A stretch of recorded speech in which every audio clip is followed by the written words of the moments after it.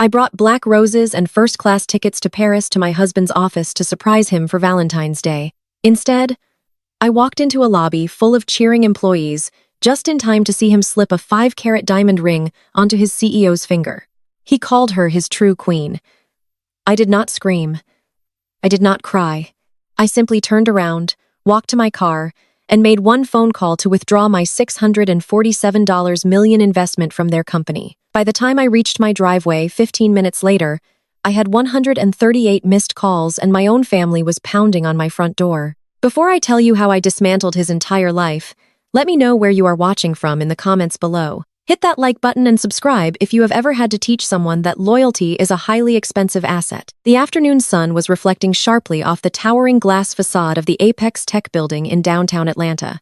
I stood on the sidewalk for a moment, adjusting my grip on the massive bouquet of imported black roses. They were rare, expensive, and exactly the kind of dramatic gesture my husband Desmond always claimed to appreciate. In my designer handbag, I carried a sleek silver envelope containing 2 first-class tickets to Paris. It was Valentine's Day, and I had planned this surprise for months. I wanted to celebrate not just our marriage, but the upcoming initial public offering of his company. Desmond was the chief operating officer of Apex Tech, and for the last 2 years, he had practically lived at the office. He constantly told me how hard he was working to secure our future, to elevate our status in the exclusive social circles my mother cared so deeply about. I was just the quiet administrative worker to the rest of the world, a plain and boring wife who did not quite fit into the glamorous life he was building, or so he thought. I walked through the revolving doors and immediately noticed the atmosphere in the grand lobby was entirely different from a typical Tuesday afternoon. The massive open space with its white marble floors and modern lighting was packed with people. Employees were gathered in a wide circle holding champagne flutes and murmuring with palpable excitement. Soft music played through the overhead speakers. I assumed it was an impromptu celebration for the upcoming initial public offering. I smiled to myself, thinking my timing was absolutely perfect. I made my way quietly through the edge of the crowd, careful not to crush the black roses against anyone. As I moved closer to the center of the gathering, the crowd parted slightly, and I finally saw him. Desmond was standing near the indoor waterfall feature, looking incredibly handsome in his custom-tailored charcoal suit. But he was not looking at financial reports or addressing the staff about software developments. He was holding the hands of Victoria, the chief executive officer of Apex Tech. Victoria was a woman who made sure everyone knew she had attended the right schools, belonged to the right elite sorority, and wore the right designer labels. She was everything my family constantly reminded me I was not. Showy, ambitious, and desperate for the gold spotlight. I stopped dead in my tracks, hiding behind a tall potted palm plant. My heart gave a strange, heavy thud against my ribs as Desmond suddenly dropped down onto one knee right there on the marble floor. The entire lobby erupted into cheers and whistles. I stood completely frozen, gripping the stems of the black roses so tightly the thorns bit through the protective wrapping and into my palms. I did not feel the pain. All my senses were entirely focused on the scene playing out a few yards away from me. Desmond reached into his suit jacket pocket and pulled out a small velvet box. He flipped it open, revealing a diamond ring so massive it caught the light from the chandeliers above. The crowd gasped in awe. Desmond looked up at Victoria with an expression of pure adoration, an expression I had not seen directed at me in years. He cleared his throat and his voice carried across the silent lobby. "Victoria, you are the most brilliant and beautiful woman I have ever known. We have built this company together, and tomorrow we take it public. But today, I want to secure something much more important. You are my true queen, the only woman who belongs by my side at the top. Will you marry me?" Victoria covered her mouth with perfectly manicured hands, feigning shock before letting out a joyous scream. "I will," she shouted, nodding frantically.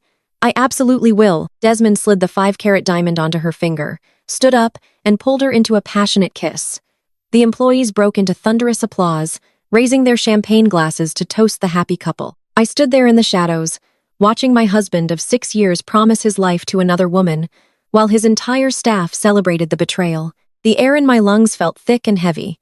A lesser woman might have screamed. A weaker woman might have dropped the flowers, marched into the center of the room, and caused a scene that would be gossiped about in our social circles for decades. But I am not a lesser woman. I am a woman who understands the absolute power of silence and strategy. I did not shed a single tear. My face remained an unreadable mask. I simply turned around and walked back toward the revolving doors. On my way out, I passed a large stainless steel trash receptacle. Without breaking my stride, I dropped the expensive bouquet of black roses and the silver envelope containing the Paris tickets directly into the garbage. I walked out of the building and stepped back into the bright afternoon sunlight. I retrieved my car from the hidden VIP parking garage across the street. While the world thought I drove a practical, sensible sedan, I slid into the driver's seat of my custom Porsche Cayenne. The heavy door closed, shutting out the noise of the city. The leather interior smelled rich and familiar. I sat behind the steering wheel for a long moment, letting the reality of what I had just witnessed wash over me. Desmond had not just cheated on me, he had publicly humiliated me. He had decided that his figurehead chief executive officer was a better match for his ego than the quiet wife waiting at home.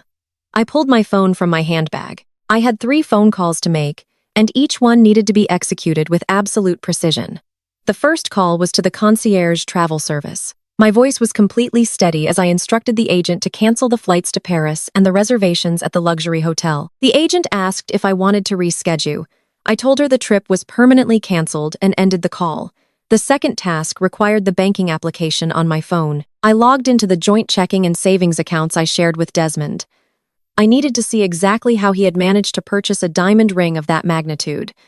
It only took a few seconds to find the answer. The savings account, which had held our emergency funds, and the money we were supposedly saving for a larger house, showed a balance of exactly 0. Yesterday afternoon, Desmond had initiated a wire transfer of $150,000. He had completely drained our joint life savings to buy an engagement ring for his mistress. A cold, calculated calm settled over my entire body. He thought he was incredibly smart. He thought he had secured his future with the glamorous executive while stripping his boring wife of her financial security. It was time to show him exactly who he had been married to. I locked the joint accounts, reporting the cards as stolen, to ensure he could not make another single transaction. Then I prepared for the third and most important phone call of my life. I dialed the direct private line of Jonathan, my wealth management attorney on Wall Street. Jonathan was one of the few people on earth who knew my actual identity. To my family and my husband, I was just a low-level administrative worker who liked to read financial blogs. But in reality, I was the sole founder and owner of Obsidian Ventures, a highly secretive venture capital firm that operated through multiple layers of corporate shielding. Jonathan answered on the first ring. "Good afternoon, Quinn. To what do I owe the pleasure?" "Jonathan," I said, my voice devoid of any emotion, "I need you to trigger the emergency divestment clause on the Apex Tech portfolio." There was a sharp intake of breath on the other end of the line. "Quinn, you cannot be serious. The initial public offering is scheduled for tomorrow morning. The valuation is peaking. If we pull out now, the entire structure collapses." "That is exactly the point, Jonathan," I replied smoothly. "Pull the funds, all of them. Quinn, we are talking about $647 million in backing capital. The market will panic. The company will be insolvent before the banks close today. Are you absolutely certain you want to initiate a total withdrawal?" I pictured Desmond slipping that ring onto Victoria's finger. I pictured him smiling at the crowd, believing he was the king of the world. "Yes, Jonathan, I am entirely certain. Withdraw the $647 million from Apex Tech immediately. Liquidate the backing and sever all financial ties. I want them bleeding out by the time they finish their champagne." "Understood," Jonathan said, his professional tone masking his obvious shock. "The transfer will be initiated immediately. The funds will be secured in the offshore holding accounts within 15 minutes. They will be notified by their banking institution shortly after." "Thank you, Jonathan," I said, and ended the call. I started the engine of the Porsche and pulled out of the parking garage, merging into the busy Atlanta traffic. The drive to my suburban home took exactly 45 minutes. During that drive, I thought about the house of cards Desmond and Victoria had built. Apex Tech was a promising software company, but it had been burning through cash at an alarming rate to artificially inflate its value before the public offering. Victoria was a terrible chief executive officer who cared more about magazine covers than product development. Desmond was an arrogant operator who thought charm could replace actual revenue. The only reason the company had survived long enough to reach an initial public offering was because my firm, Obsidian Ventures, had been quietly propping them up with massive capital injections. Desmond had no idea that the mysterious venture capital group, keeping his company afloat, was entirely controlled by the wife he completely ignored. He had no idea that I owned 89% of the company he was currently celebrating. And now I had just pulled the plug. 10 minutes into my drive, my phone screen lit up. It was a call from Desmond. I let it ring. 2 minutes later, he called again, then again. Then the text messages started pouring in. The first few were standard. "Hey, where are you? Call me." Then the tone abruptly shifted as the financial earthquake began to register at the office. "Quinn, answer the phone. Something is wrong with the bank. The company accounts are frozen. Did you do something to the joint cards?" My card was just declined in front of the board members. I kept my eyes on the road, listening to the relentless buzzing of my phone vibrating against the passenger seat. The notifications were coming in a continuous stream. By the time I turned into my upscale neighborhood, the situation at his office had clearly escalated from embarrassment to absolute panic. "Quinn, please pick up. The venture capital firm just pulled out. Obsidian withdrew everything. The bank is calling our loans. The initial public offering is dead. Please tell me you are at home. I need to talk to you." I turned into my driveway and pressed the button to open the wrought iron gates. I pulled the Porsche into the garage and turned off the engine. I picked up my phone and looked at the screen. I had 138 missed calls from Desmond. The sheer volume of his desperation was almost amusing. He was watching his entire corporate empire evaporate into thin air, and he was looking to his plain administrative wife for comfort, not knowing I was the one who had dropped the bomb. I stepped out of the car and walked into the quiet house. The silence of the empty rooms was a stark contrast to the chaos I had just unleashed on his life. I placed my handbag on the kitchen counter and poured myself a glass of cold water. I was just beginning to mentally draft the emails I would need to send to my legal team when the front doorbell rang. It was not a normal ring. It was a frantic, aggressive pounding, accompanied by the continuous buzzing of the doorbell chime. Someone was leaning heavily on the button. I walked into the hallway and glanced at the security camera monitor mounted on the wall. The high-defin screen showed the front porch. Desmond was standing there, his tie loosened, his perfectly tailored suit, looking disheveled. He was pacing back and forth, running his hands over his face in sheer panic. But he was not alone. Standing right behind him, arms crossed tightly over her chest, was my mother, Karen. She wore her signature designer pearls and a look of absolute fury that could curdle milk. Next to her stood my older sister, Giselle, holding her expensive leather handbag like a weapon. Giselle had always been the golden child, the former pageant queen who constantly looked for opportunities to remind me of my shortcomings. My mother pounded her fist against the heavy wooden door. "Quinn, open this door right now. We know you are in there. Open the door before you ruin this family completely." I stood in the quiet hallway, sipping my water and watching them on the screen. The betrayal of a husband was one thing. I had handled that with a single phone call.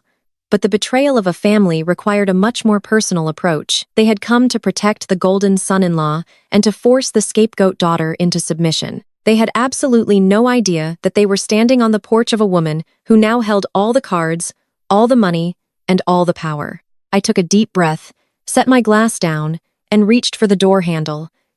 It was time to welcome them to the nightmare they had brought upon themselves. I pulled open the heavy oak door before they could strike the wood again. Desmond stumbled across the threshold. His face flushed a mottled, angry red that clashed horribly with his expensive charcoal suit. He did not look like an executive who had just proposed to his true queen. He looked like a man who had just been publicly stripped of his armor. "Are you completely out of your mind?" he screamed, pushing past me into the foyer. He did not even bother to check if neighbors were listening. My black card was declined. Quinn declined. I was standing at the mahogany bar at the Street Regis, ordering celebratory vintage champagne for the entire executive board, and the bartender handed my card back to me like I was some deadbeat off the street. Do you have any idea how humiliating that was?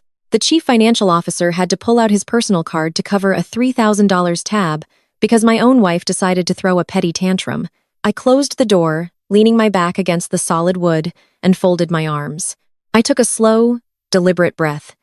I imagine that was almost as humiliating as proposing to your boss in the middle of the company lobby while your wife watched from behind a potted plant. Desmond froze. The color drained from his face for a fraction of a second, his eyes darting back and forth as his brain processed that I had actually been there. But men like Desmond do not feel shame. They only feel anger when their carefully constructed realities are threatened. The shock vanished instantly, replaced by a defensive rage that seemed to radiate from his pores. "You were there." He let out a harsh, bitter laugh, throwing his hands in the air. "Of course, you were always creeping around in the background like a shadow, always showing up uninvited where you do not belong. But that does not give you the right to mess with my finances. You froze the joint accounts. You locked the credit lines. You committed financial sabotage on the eve of the biggest day of my professional life." Before I could respond, my mother pushed her way past Desmond, her heels clicking sharply against the imported Italian tile. Karen was a woman who treated life like an endless audition for a country club membership. She marched into my foyer, smelling of expensive floral perfume and aggressive entitlement. Her silk blouse was perfectly pressed, and her signature pearls rested heavily against her collarbone. "What is wrong with you, Quinn?" she demanded, her voice echoing off the high ceilings. "Desmond is an outstanding Morehouse man. He is a chief operating officer doing big things in the corporate world. You do not humiliate a man of his stature over a silly misunderstanding. You do not sabotage a black man who is breaking glass ceilings just because you are feeling insecure." "A misunderstanding?" I asked, my voice dropping to a dangerously quiet register. "Mother." I watched him put a 5-carat diamond ring on another woman's finger. He got down on one knee. He asked her to marry him. Karen waved her manicured hand in the air as if swatting away a pesky fly. "Oh, please. Desmond already explained everything on the drive over here. It is a strategic move, a public relations stunt to boost the stock price before the initial public offering tomorrow. You would understand these complex business dynamics if you were not just a lowly administrative worker pushing papers all day. You have absolutely no vision for the bigger picture. This is why you never pledged a sorority. This is why you never thrived in Jack and Jill. You lack the fundamental understanding of how elite society operates." I stared at my mother, genuinely marveling at the sheer depth of her delusion. She was so desperate to maintain her proximity to Desmond's perceived power that she was actively endorsing my emotional execution. She would rather see her daughter humiliated than admit her perfect son-in-law was a fraud. She did not know that my venture capital firm had repeatedly flagged Desmond's department for gross incompetence. I had spent 2 years secretly blocking the board from firing him, protecting the very career she was now using to insult me. "A public relations stunt," I repeated, keeping my tone completely flat. "So, the $150,000 he wired out of our life savings yesterday to buy that engagement ring was just a marketing expense," Desmond scoffed, stepping forward aggressively and invading my personal space. "It is an investment in our future. Quinn Victoria is the face of the company. The market loves a power couple at the helm of a tech startup. Once the company goes public tomorrow morning, that $150,000 will turn into millions. I was going to put the money back before you even noticed it was gone. But you had to be a hysterical, jealous wife and freeze everything. You always ruin everything. You cannot stand to see me succeed because you have no ambition of your own." That is when Giselle decided to make her grand entrance.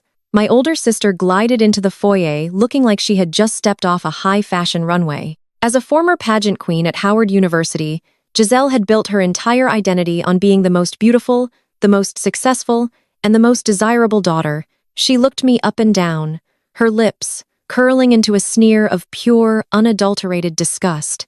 "Look at you, Quinn," she sighed dramatically, resting a perfectly manicured hand on Desmond's tense shoulder. "You are wearing a baggy sweater and basic leggings at 4.0 inches the afternoon. You do not even try to maintain yourself. Is it any wonder Desmond has to look elsewhere to find a woman who knows how to represent him properly? Victoria carries herself like an elite wife. She knows how to dress, how to network with investors, how to host charity galas. What do? You hide in this house that Desmond works so hard to pay for, and you eat takeout." Giselle walked a slow, predatory circle around me, clicking her tongue in mock pity. "You have let yourself go completely. You carry no status. You bring absolutely no value to his personal brand. I spend 2 hours in the Pilates studio every morning to ensure my husband has a wife he can be proud to show off. I endure Harrison's long business trips and late nights at the office because I understand the sacrifices required to build an empire. You do nothing but drag Desmond down. He is about to be a millionaire tomorrow, and you are embarrassing him by throwing a childish tantrum over a temporary business arrangement. You should be down on your knees, feeling grateful he even bothers to come home to a woman as painfully mediocre as you." My mother nodded in vigorous agreement, crossing her arms. Giselle is absolutely right. We have a reputation to uphold in this community. Do you have any idea how hard I have worked to secure our family standing in Oak Bluffs? We summer with state senators and corporate chief executives. We are part of the elite. And here you are acting like some uncultured woman from the projects, shutting off your husband's credit cards because you cannot handle his strategic business partnerships. Turn the accounts back on Quinn right now. You will not ruin this initial public offering, and you will not ruin this family name. The absolute absurdity of the situation washed over me like a freezing ocean wave. Here was my mother and my sister standing in the home I quietly paid for, defending the man who was actively and publicly discarding me. They had bought completely into Desmond's lies because his lies were wrapped in the glossy language of wealth and status they so desperately craved. They called him a visionary. They called me an embarrassment. If only they knew that the very house we were standing in, with its vaulted ceilings and custom marble floors, was purchased entirely in cash by my anonymous holding company. If only they knew that Desmond's mid-6-figure salary was a mere drop in the bucket compared to the quarterly dividends I earned from my private investments. If only they knew that the glorious initial public offering they were currently worshipping was already disintegrating into dust because I had just pulled the financial floor out from under it. I looked at Desmond. His jaw was firmly set, his chest puffed out like a proud rooster. He was surrounded by the women of my family who were treating him like a victimized king. He actually believed he had won. "I will not be unfreezing the accounts. Desmond," I said softly, holding his gaze, "and as for your brilliant corporate future with Victoria, I highly suggest you go back to the office immediately. I have a feeling your public relations stunt is about to get very complicated." Desmond took a threatening step forward, his fists clenching tightly at his sides. His charming facade was completely gone, replaced by a venomous rage. "You listen to me, you pathetic little." He did not get to finish his sentence. The heavy, authoritative thud of a luxury car door closing echoed loudly from the driveway. Through the open front door, I watched as Harrison stepped out of his sleek black Mercedes-Benz. Harrison was Giselle's husband, a white wealth management fund director whom my mother treated like a literal deity. To Karen, Harrison was the ultimate prize. He was the white knight who had elevated our family into exclusive circles even her elite social clubs could not easily access. He walked up my driveway with the arrogant swagger of a man who firmly believed the world owed him unquestioning obedience. He adjusted his expensive silk tie and stepped into my foyer, looking around the space with utter disdain. "What seems to be the problem here?" he asked, his voice dripping with heavy condescension. Giselle immediately rushed to his side, clinging to his arm like a damsel in distress. "Quinn is being completely unreasonable, darling. She locked Desmond out of his own money right before his big day tomorrow. She is trying to ruin the public offering because she is jealous and bitter." Harrison let out a heavy, dramatic sigh and looked at me as if I were a stubborn toddler holding up an important board meeting. "Quinn, we simply do not have time for these emotional outbursts. Desmond is a key player in a corporate asset that is about to explode in value. You are committing tortious interference with prospective economic advantage. You are jeopardizing tens of millions of dollars over a petty domestic dispute." He stepped forward, purposefully trying to use his height and his gender to intimidate me. "I manage high-yield portfolios, Quinn.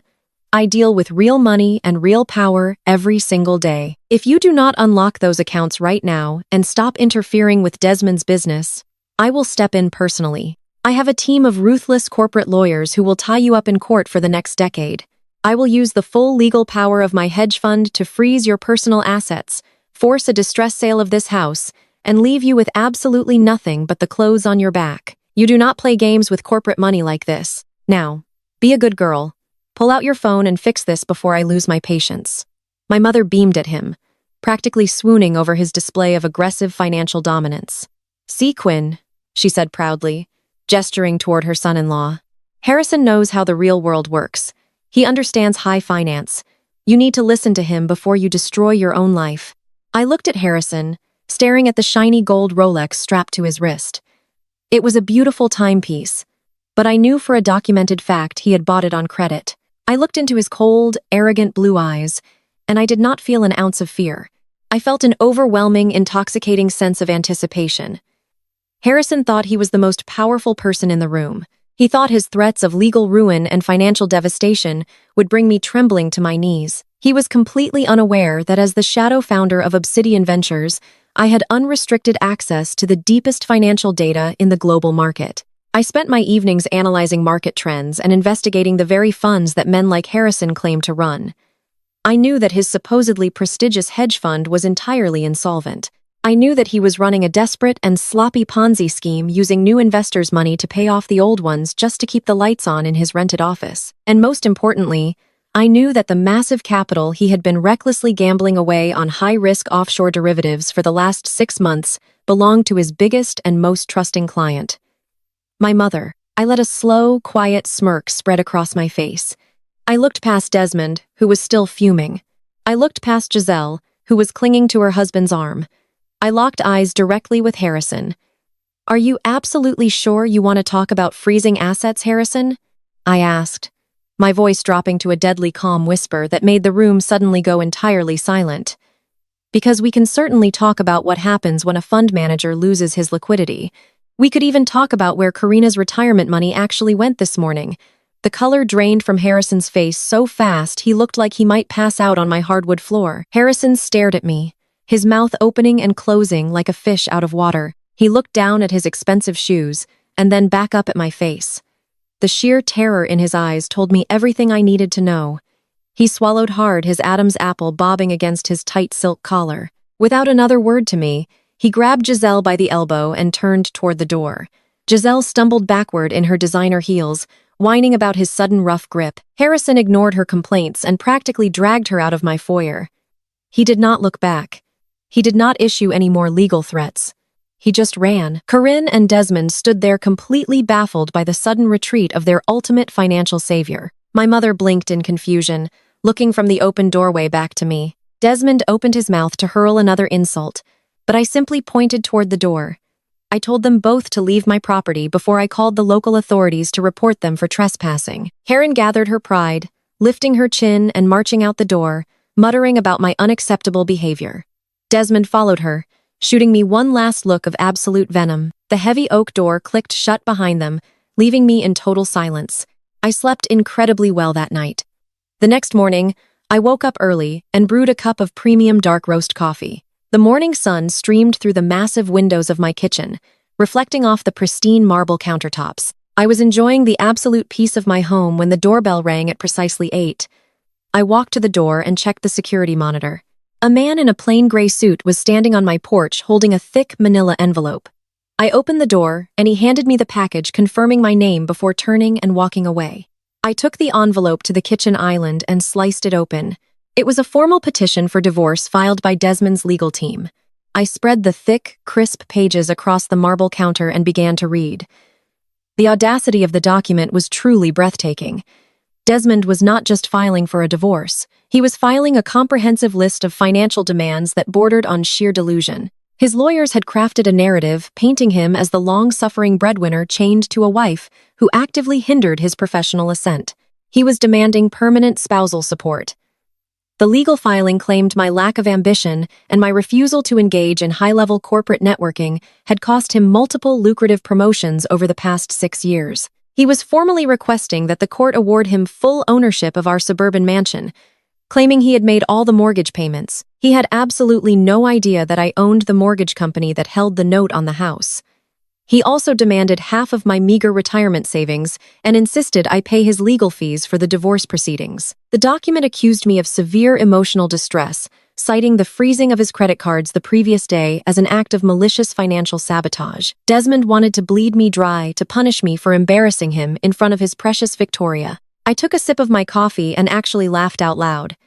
The sheer arrogance of a man who used joint savings to buy a diamond ring for his mistress, now demanding alimony from his wife, was almost too perfect. I stacked the divorce papers neatly and placed them in a folder for my own legal team to tear apart later. Before I could even finish my coffee, my phone screen lit up with an incoming email notification. The sender was the Human Resources Department at Apex Tech. I opened the message and found a formal termination letter digitally signed by Victoria herself.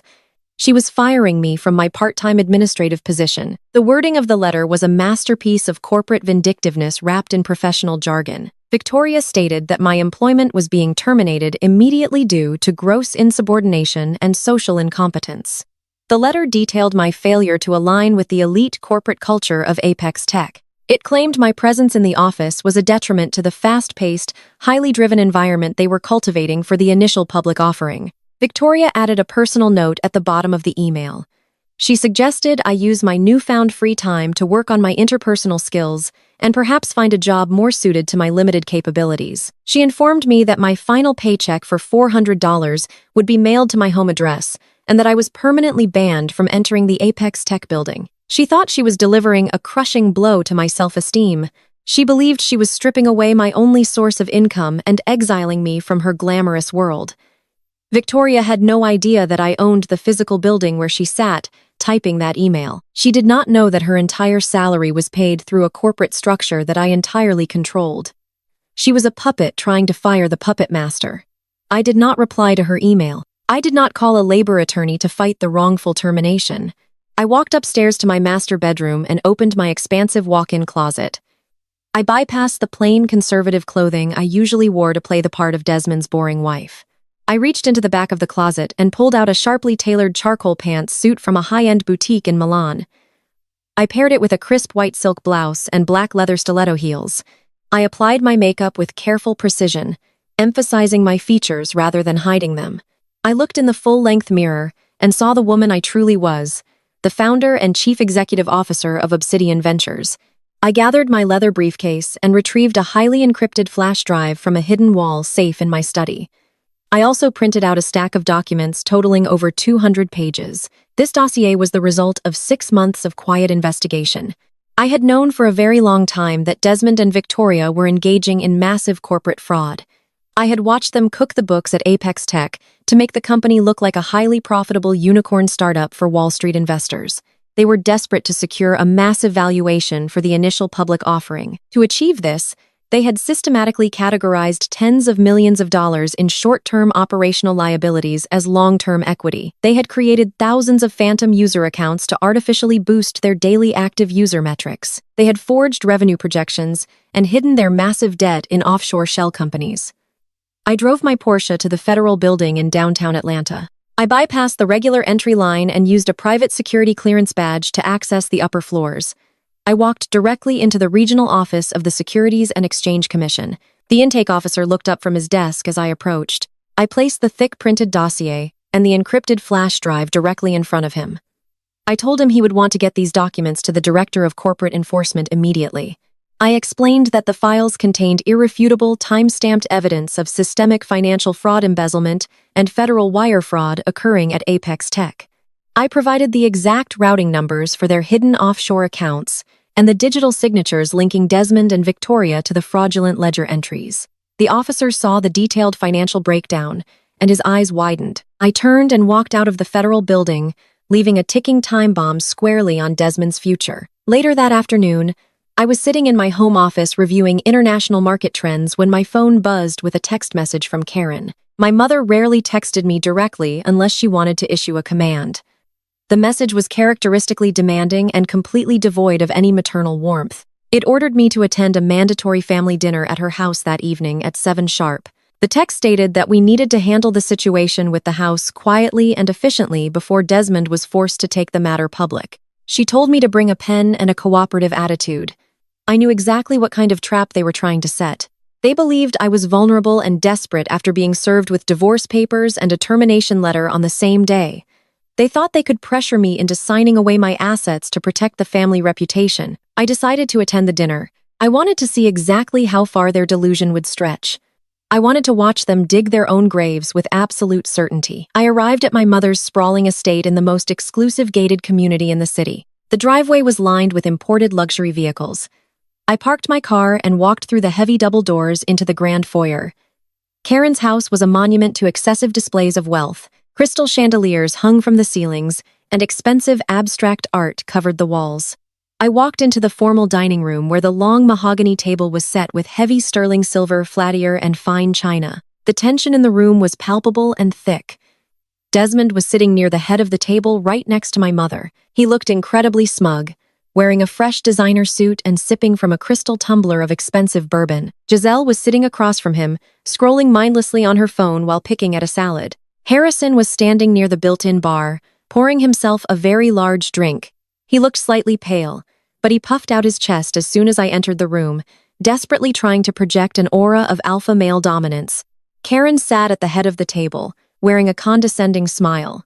"Take a seat, Quinn," my mother commanded, gesturing to a chair at the far end of the table. "We have a lot of important business to discuss, and very little time to waste."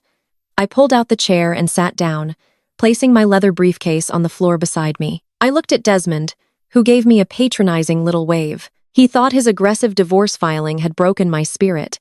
He thought his mistress firing me had crushed my self-worth. "Desmond and I have spoken extensively today." Karen began clasping her hands together on the table.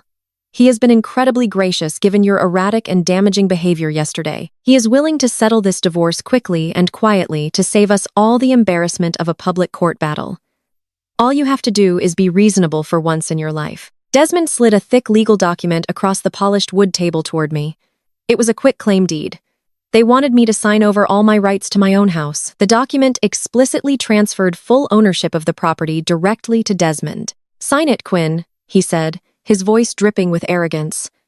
"You have no job now. You cannot afford the upkeep on a house like that anyway. Sign the deed and I will tell my lawyers to drop the claim for spousal support. It is a very generous offer considering you tried to ruin my company today." Before I could even respond to his ridiculous demand, Harrison stepped forward from the bar. He swirled the amber liquid in his glass and smiled broadly. He looked around the room, making sure all eyes were on him. There was no need to worry about the company anymore. He announced, his voice booming through the dining room. I stepped in and handled the situation like a true professional. I could not let a petty domestic dispute derail a highly lucrative corporate asset. Giselle looked up from her phone and beamed at her husband. "Harrison is an absolute genius," she declared loudly. "Tell her what you did, darling. Tell her how you saved the day." Harrison took a slow sip of his drink and looked down at me with an expression of supreme triumph. "When Obsidian Ventures pulled their backing this morning, it caused a slight liquidity issue for Apex Tech. The banks got nervous. The board started panicking. But as a premier fund manager, I know how to stabilize a volatile market. I personally injected $20 million of emergency capital into Apex Tech this afternoon. I covered the bank glitch caused by your little stunt, Quinn. The initial public offering is back on track for tomorrow morning. I am now a major equity stakeholder in the company, and Desmond is completely protected." Karen clapped her hands together in sheer delight. "That is what real men do," she proclaimed proudly. "They fix problems. They secure the future. We are so incredibly blessed to have Harrison in this family. Now, Quinn, stop being difficult and sign the deed so we can enjoy our dinner." I looked at the quit-claim deed sitting on the table in front of me. I looked at Desmond, who was grinning like a lottery winner. I looked at my mother, who was glowing with pride over her white knight son-in-law. And finally, I looked at Harrison, who was standing there believing he had just outsmarted a Wall Street giant. I did not reach for the pen.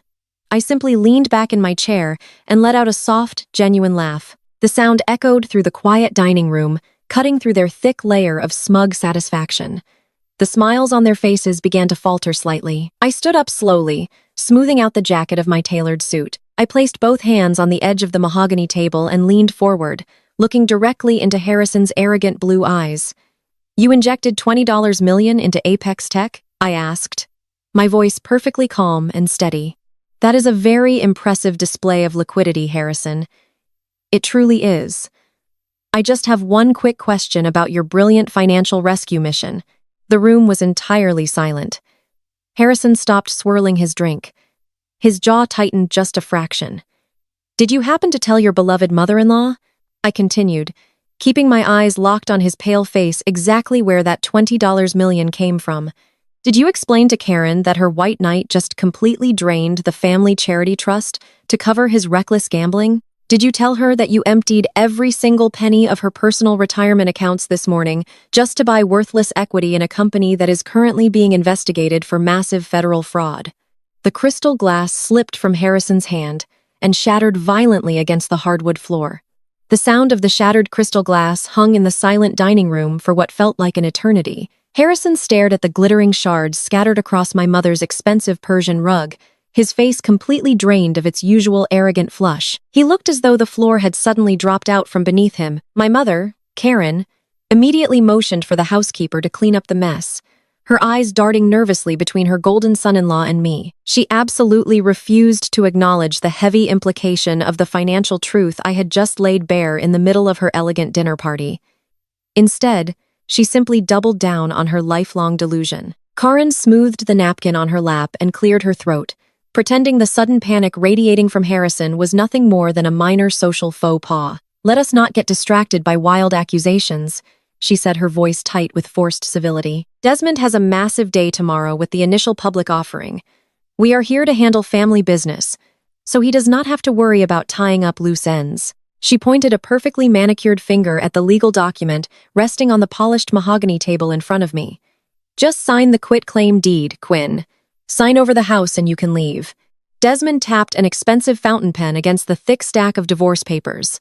He leaned back in his chair, completely ignoring the fact that Harrison looked like a man standing on the gallows. Desmond was too wrapped up in his own impending glory to notice the smell of blood in the water. "Just sign it, Quinn," he said, his tone laced with a bored, patronizing irritation. "You are making a fool of yourself trying to play financial analyst. You do not understand how corporate liquidity works. Harrison is a master of wealth management. If he says he injected $20 million to bridge the gap caused by your little temper tantrum, then he did. Now stop holding up my evening. Victoria is waiting for me at the hotel to finalize the press release for tomorrow morning." I did not reach for the pen. I kept my hands folded neatly in my lap and shifted my gaze back to Harrison. He was gripping the edge of the dining table so tightly his knuckles were stark white. He was trying desperately to regain his frat boy swagger, to pull the mask of the elite Wall Street insider back over his face. "You injected $20 million of emergency capital," I repeated, keeping my voice completely level and conversational. "That is fascinating, Harrison. It really is a marvel of modern finance because, according to the mandatory public disclosures filed with the Securities and Exchange Commission last quarter, your boutique hedge fund was severely overleveraged. In fact, your assets under management had dropped so drastically that you were facing multiple margin calls. So, please enlighten me. Tell your brother-in-law exactly how a fund with zero liquidity managed to wire $20 million of clean, untraceable cash into Apex Tech in less than 4 hours without triggering a massive federal red flag." Harrison swallowed hard. A bead of sweat formed at his hairline and slowly tracked down his temple. He adjusted his silk tie as if it were suddenly choking him. "We utilized a dynamic mezzanine bridge loan," he stammered, his voice lacking its usual booming confidence. "It was a discretionary allocation from our offshore reserves. You would not understand the mechanisms, Quinn. It is highly sophisticated institutional investing. We bypassed traditional banking bottlenecks to provide immediate liquidity for premier tech assets like Desmond's company." I let out a soft, genuine laugh. The sound seemed to rattle him even more. "A dynamic mezzanine bridge loan," I said, tilting my head. "That is a lot of impressive jargon to cover up a very simple and very illegal transaction.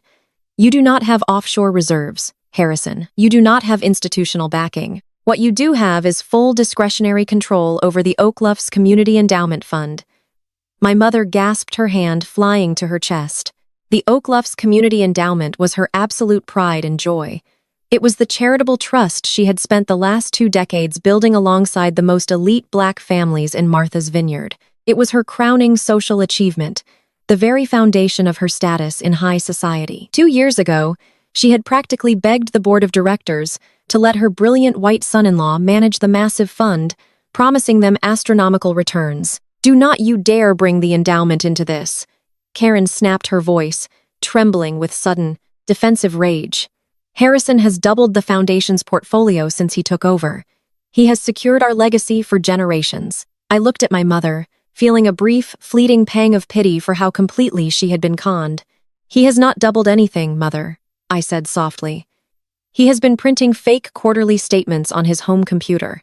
He has been running a textbook Ponzi scheme using new money from your wealthy friends to pay off the old investors just to maintain the illusion of profitability. And this afternoon, when Desmond called him in an absolute panic because I pulled the actual venture capital out of Apex Tech, Harrison made a fatal mistake. He panicked. He needed to look like the savior. So, he bypassed the board approval and illegally wired $20 million directly from the charity trust into a sinking tech company.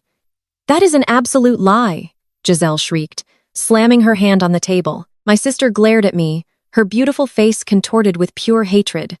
"You are so violently jealous of my husband and my marriage that you are literally making up financial crimes just to ruin our dinner." Harrison is a genius. He comes from a family of prominent bankers. He would never touch a charity fund. You are just bitter because Desmond finally woke up and realized he was married to a miserable, unkempt loser who holds him back. Desmond is going to ring the bell at the stock exchange tomorrow, and you are going to be sitting in a cheap apartment eating frozen dinners. Sign the deed and get out of our sight. Harrison tried to seize the momentum Giselle provided. He forced a harsh, condescending laugh that sounded entirely unnatural. "This is pathetic, Quinn," he said, pointing a shaking finger at me. "You are grasping at straws because you know you have lost. You locked Desmond out of his checking account, so you think you are some kind of financial mastermind? I deal with regulatory compliance every day. My fund is audited by the best firms in the country. You are making defamatory statements, and I will personally sue you for slander the minute this dinner is over." Desmond shook his head in disgust. "Let her talk, Harrison.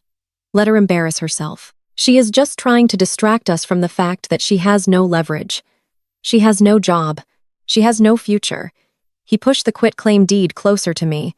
"I am giving you one last chance to do this the easy way, Quinn. Sign the house over to me.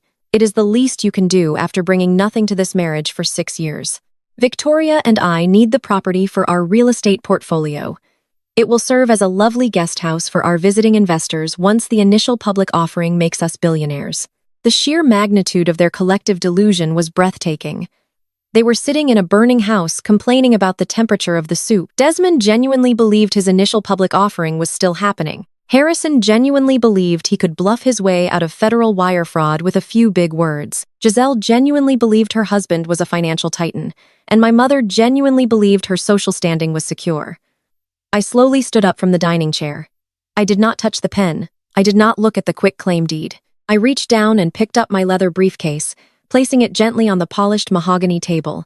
The room went completely still as I popped the brass clasps open. "You all seem incredibly confident in your respective futures," I said, my voice projecting clearly across the large dining room. "You truly believe that tomorrow morning the sun is going to rise and shower you all with unimaginable wealth and status. Desmond, you believe Victoria is your brilliant corporate queen. Harrison, you believe your Ponzi scheme is safely hidden behind fake spreadsheets. And Mother, you believe your golden son-in-law has secured your place in high society forever." I reached into the briefcase and pulled out a single crisp sheet of heavy bond paper. It was not a printed email.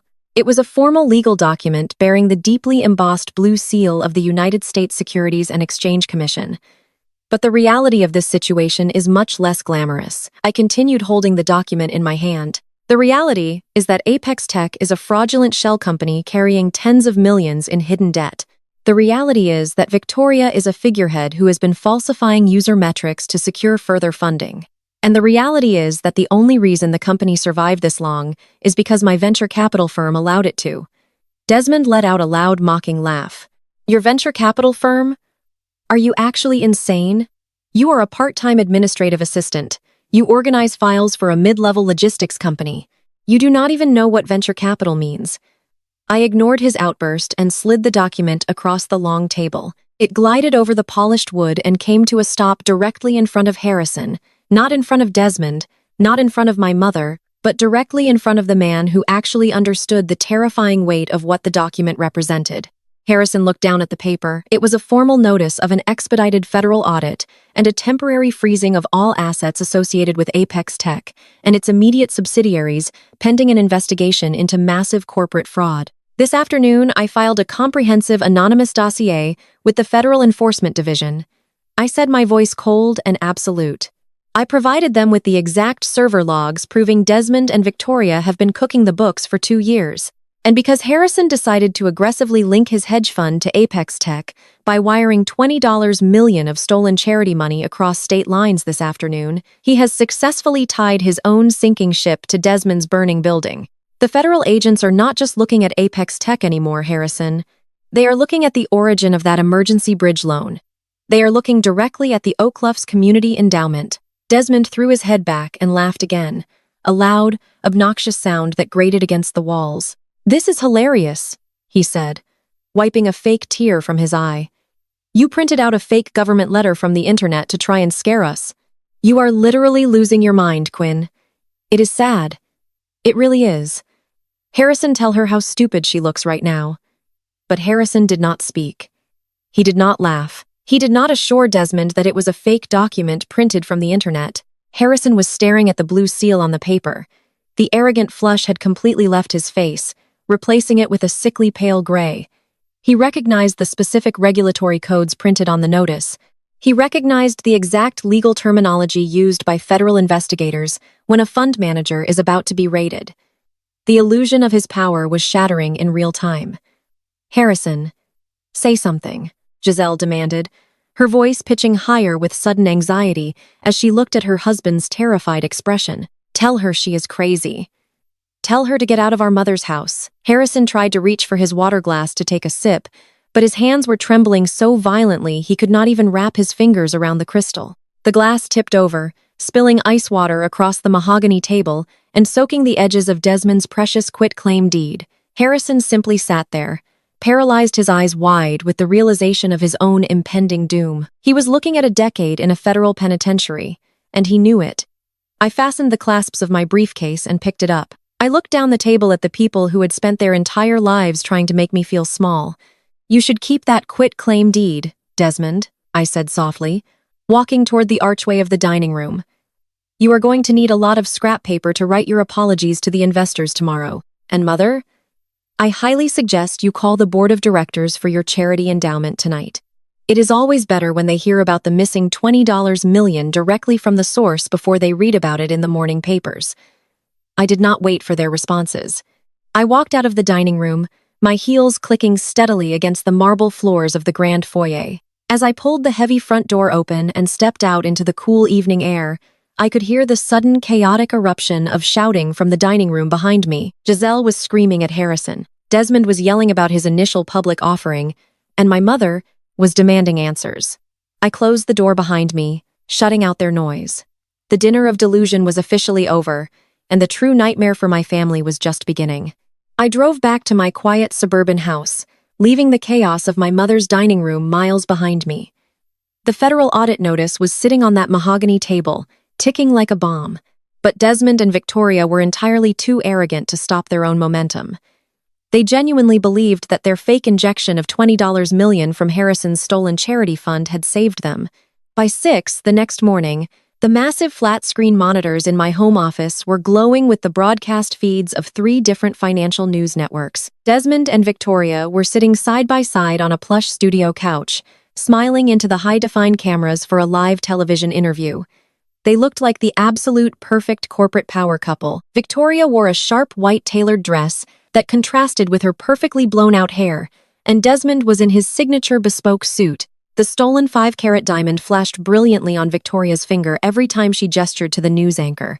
The interviewer leaned forward and asked about the sudden rumors of financial instability circulating in the dark pools of the market and the abrupt departure of their anonymous backing capital just days before the initial public offering. Victoria did not even blink.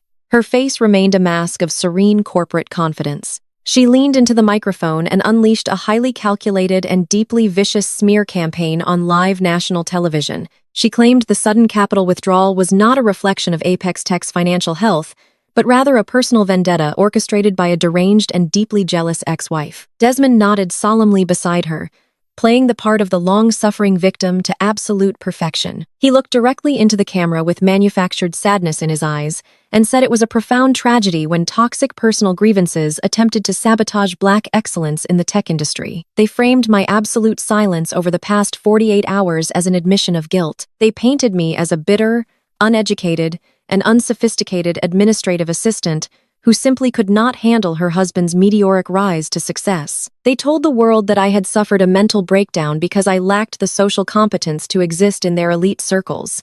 My phone buzzed relentlessly on my desk. Notifications poured in from distant relatives, college acquaintances, and anonymous social media accounts who had seen the morning interview. People who had not spoken to me in years were suddenly leaving voicemails calling me petty, vindictive, and embarrassing to the culture. My sister Giselle even posted a lengthy status update on her various social media platforms, condemning my actions and praising Desmond and Victoria for standing strong against my toxic jealousy. My own sister was rallying her pageant queens and country club friends to drag my name through the mud.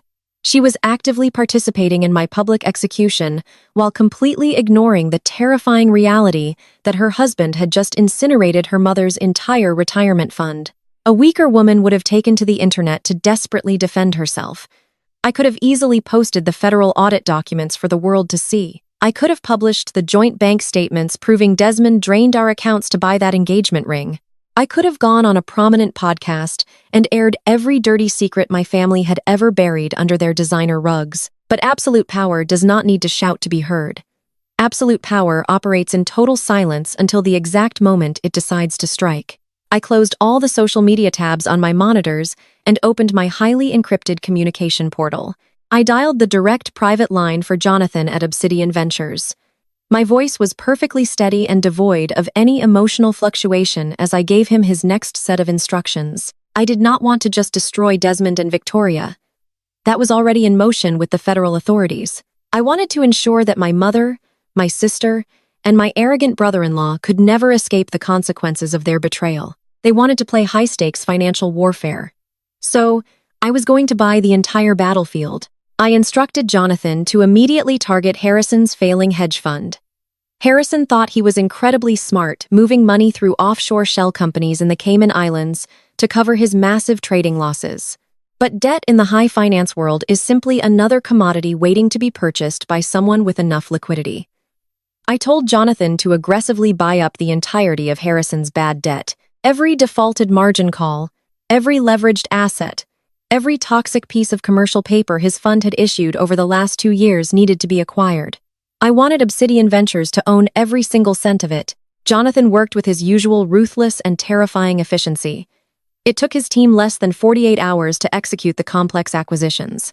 The massive banking institutions and private lenders who were currently hunting Harrison down were absolutely thrilled to offload his toxic debt for pennies on the dollar. They thought they were simply cutting their losses before his fund officially collapsed. They had absolutely no idea they were handing me the master keys to my family's entire kingdom. By Thursday afternoon, the transactions were finalized and fully legally binding. I sat at my desk and reviewed the consolidated portfolio Jonathan sent over. It was a masterpiece of financial leverage. I now owned $74 million of Harrison's direct liabilities. If he failed to meet the repayment terms, which I knew, for a documented fact, he could not. Because he had just dumped his last $20 million of stolen charity money into Apex Tech, I had the absolute legal right to seize everything he possessed. I could foreclose on the luxury penthouse he shared with Giselle in the city. I could seize his imported vehicles. I could legally lay claim to my mother's sprawling suburban estate because Harrison had foolishly used it as collateral to secure his initial round of funding years ago. I was no longer just the scapegoat daughter or the boring, invisible ex-wife. I was legally the single largest creditor my family had ever known. I held their entire existence in the palm of my hand. The weekend approached with a heavy, suffocating tension in the financial markets, but Apex Tech was still blindly pushing forward with their plans. Desmond and Victoria were actively ignoring the federal subpoenas that were undoubtedly piling up on their desks, believing their own media spin would somehow save them from prison. They were hosting a massive black tie event at the Ritz-Carlton to celebrate both their engagement and the upcoming initial public offering. I was drinking my morning green tea when the private courier arrived at my security gate. He handed over a thick, glossy black envelope, sealed with heavy gold wax. I took it back to the kitchen island and broke the seal. Inside was a heavy cardstock VIP invitation to the Apex Tech corporate gala, but it was not sent as a genuine gesture of inclusion or reconciliation. Tucked behind the thick invitation was a handwritten note from Desmond and a certified cashier's check. I pulled the check out and stared at the bold printed amount, $10,000. I unfolded the handwritten note. Desmond's arrogant, sprawling handwriting filled the page. The note was dripping with toxic condescension and unearned superiority. He told me to use the money to pay my bills and buy myself a nice, quiet life somewhere far away from his success. He said the invitation was just a formality sent to all the old administrative staff, but he highly recommended I stay home and avoid embarrassing myself in a room full of actual elites. He ended the note by stating that Victoria felt sorry for me and wanted me to have the money as a parting charity gift for my years of mundane service. They actually thought they could buy my absence. They thought $10,000 was a massive windfall for a woman they still perceived as a lowly, socially incompetent paper pusher. They truly believed I was sitting in my house crying over their television interviews and feeling completely defeated by their public success. They wanted me to know the party was happening just so I could suffer in the knowledge that I was not welcome in their glamorous world. I did not rip the checkup. I did not burn the invitation in the sink. I set them both neatly on the marble counter and let out a long, slow breath. The sheer, unmitigated gall of these people was the exact fuel I needed for my final act. They wanted a public spectacle. They wanted to celebrate their corporate empire and their fake love story in front of hundreds of investors, media outlets, and high society elites. They wanted the brightest spotlight possible to validate their delusions. I decided it was only fair that I gave them exactly what they asked for. I picked up my phone and scrolled through my private contacts until I found the direct line for a highly exclusive bespoke designer based in New York. She was a woman who only worked with top-tier elite clients and usually required months of advance notice just for an initial fitting. But she also knew exactly who I was, and she understood the massive financial power wielded by Obsidian Ventures. She answered on the second ring. I did not waste time with pleasantries or small talk. I told her I needed a custom power suit tailored to my exact measurements and delivered to Atlanta by tomorrow afternoon. I told her I did not care what it cost or who she had to push aside to make it happen. She asked what color I wanted the fabric to be. I looked down at the shiny gold lettering on Desmond's mocking invitation. I thought about the blood he had tried to draw from my heart, the financial ruin he had tried to inflict upon my future, and the absolute massacre I was about to unleash on his entire world. Make it crimson red, I said, my voice dropping to a cool, commanding register that left no room for debate. The deepest, darkest red you have in your studio. I want them to see me coming the exact moment I walked through the doors. I ended the call and tossed the phone onto the counter. I looked at my reflection in the dark glass of the kitchen window. I was no longer the quiet, supportive wife who shrank into the background so her arrogant husband could shine. I was no longer the obedient scapegoat daughter who swallowed insults to keep the peace at toxic family dinners. The woman staring back at me was a predator who had spent the last week quietly circling her prey, learning their weaknesses, and buying up their debts. Desmond and Victoria thought they had successfully locked me out of the castle. They had absolutely no idea that I already owned the ground it was built on. The gala was supposed to be their crowning achievement. Instead, it was going to be their highly publicized public execution.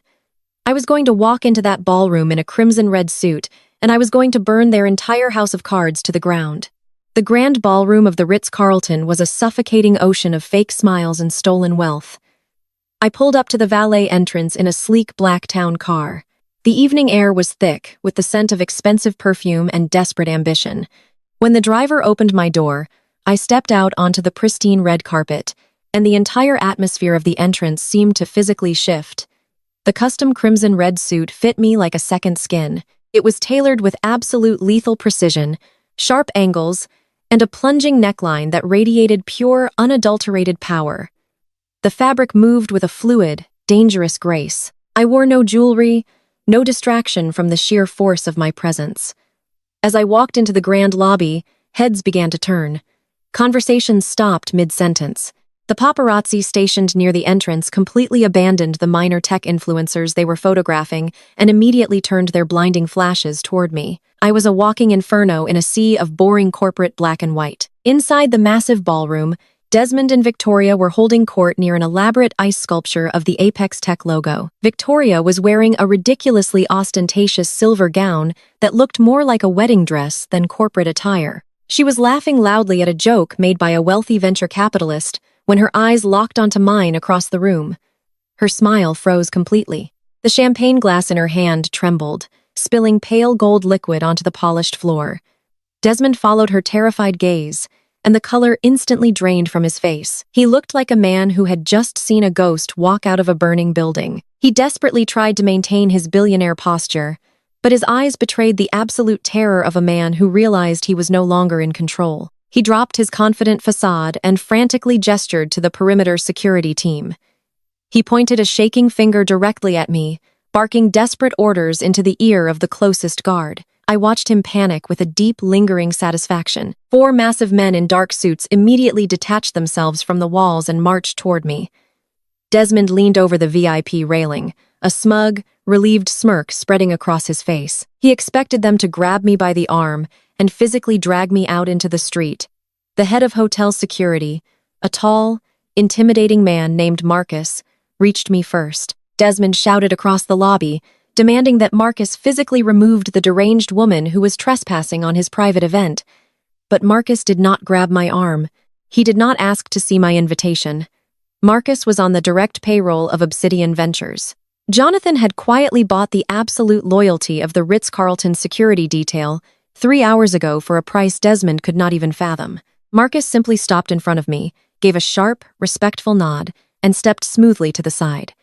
He extended his hand toward the main ballroom doors and told me the path was clear. Desmond's jaw practically unhinged. He watched in absolute horror as his own hired security detail formed a protective barrier around me, gently pushing aside the whispering crowds to ensure my flawless entry. I had barely made it past the grand floral arrangements when 2 figures stepped directly into my path, blocking the entrance to the main floor. It was my mother, Karen, and my sister, Giselle. They looked like cornered animals, desperate to protect the fading illusion of their social dominance. Karen's face was flushed with absolute rage, her expensive silk wrap pulled tightly around her shoulders. Giselle was glaring at me with pure, unadulterated hatred, her hands balled into tight fists at her sides. "What do you think you are doing here, Quinn?" my mother hissed, her voice kept low to avoid a public scene, but vibrating with venom. "You are an absolute embarrassment. Desmond was kind enough to send you a generous parting gift, and instead of taking the hint, you show up here trying to ruin his night. You are sick, you are violently jealous, and you need to leave before I call the police myself." Giselle stepped closer, trying to use her height to intimidate me. "You look pathetic," she spat, looking me up and down with absolute disgust. "That cheap red suit is not going to change the fact that you are a boring administrative assistant who got dumped for a better woman. Harrison is finalizing a massive deal tonight that is going to make us billions. We are entering a completely different stratosphere of wealth, and you are just a miserable ex-wife desperate for attention. Get out of our way before we have you thrown into the street like the trash you are." I did not raise my voice. I did not shrink back. I simply looked at my mother and my sister, feeling absolutely nothing but cold clinical pity for their massive delusion. I smiled a sharp, terrifying smile that made them both step back involuntarily. "Harrison is not finalizing anything tonight. Giselle," I said, my tone perfectly level and conversational, "Harrison is currently hiding in the bathroom of his penthouse, trying to figure out how to explain to his investors why Obsidian Ventures just bought $74 million of his defaulted debt. He is finished, and you are going down with him. And mother, I highly suggest you enjoy the expensive champagne tonight, because tomorrow morning, the federal investigators are going to seize this entire hotel along with your precious charity endowment. Now, step aside." They were so paralyzed by the absolute certainty in my voice that they could not even formulate a response. They physically shrank back against the floral displays as I walked right between them, the crimson-red fabric of my suit brushing past their trembling hands. I entered the main ballroom just as the heavy orchestral music faded into a triumphant corporate anthem. The massive digital screen surrounding the room flashed with the golden Apex Tech logo. Hundreds of wealthy investors, socialites, and industry elites turned their attention to the grand stage at the center of the room. Desmond was practically running up the stairs, pulling a terrified Victoria along behind him. He was sweating profusely, but he forced a blinding, charismatic smile as he grabbed the microphone from the stand. He raised his hand, and the crowd erupted into polite applause. "Welcome everyone to the dawn of a new era." He boomed, his voice echoing through the massive ballroom. "Tonight, we are not just celebrating the future of Apex Tech. We are celebrating the absolute triumph of innovation. In exactly 60 seconds, we are going to press this ceremonial button and officially initiate our public offering. We are going to change the world." Victoria stood beside him, gripping his arm so tightly her knuckles were stark white. She forced a beautiful empty smile for the flashing cameras, but her eyes were darting frantically around the room, searching for me. The crowd began a slow, rhythmic clap as an illuminated podium was wheeled onto the center of the stage, featuring a massive red button. Desmond raised his hand over the button, preparing to cement his fake legacy. I did not stop walking. I moved with absolute, lethal purpose, cutting straight through the center of the crowd. The wealthy investors parted like the Red Sea, completely mesmerized by the sheer confidence radiating from my every step. The crimson-red suit caught the harsh stage lights, making me look like an avenging angel walking out of the flames. Desmond saw me approaching the stairs, and his forced smile completely collapsed. He frantically signaled for Marcus to stop me, but Marcus just stood at the back of the room, watching with a blank expression. I walked gracefully up the velvet stairs, my heels clicking in perfect rhythm with the fading applause. Victoria let out a sharp gasp and took a step back, nearly tripping over the hem of her ridiculous silver gown. Desmond froze his hand, hovering uselessly over the ceremonial button. He tried to speak to tell me to get off his stage, but his throat was completely dry. I walked right up to him. I did not look angry. I did not look jealous. I looked like absolute, undeniable authority. I reached out and gently took the microphone directly from his trembling hand. He was so completely paralyzed by shock that he surrendered it without a single fight. I turned to face the massive crowd of investors and elites looking out over the sea of confused and expectant faces. The room fell into a deathly, terrifying silence. I smiled into the blinding lights, ready to deliver the final fatal blow. "Welcome, shareholders," I said, my voice echoing off the vaulted ceilings of the grand ballroom. The silence in the room was so absolute that you could hear the soft hum of the massive digital screens behind the main stage. I am Quinn, the founder and sole proprietor of Obsidian Ventures. I looked directly at the sea of wealthy investors who had come to pour their money into a sinking ship. I watched the confusion ripple through the crowd of elite socialites and tech billionaires. They were staring at my crimson-red suit, trying to understand how a woman they did not recognize had just commandeered the most anticipated financial event of the year. As of this morning, Obsidian Ventures holds exactly 89% of the controlling shares in Apex Tech. I raised my free hand and snapped my fingers. The massive screens behind me instantly dropped the glowing golden Apex Tech logo. In its place, the screens illuminated with the true and terrifying corporate ownership structure. The intricate web of shell companies' hidden debts and offshore accounts was laid bare for every single investor to see. The digital charts clearly showed Obsidian Ventures at the absolute top of the pyramid. The arrows on the screen linked every single toxic asset Desmond had tried to hide directly back to my holding company. I wanted them to see the exact numerical proof of his absolute failure.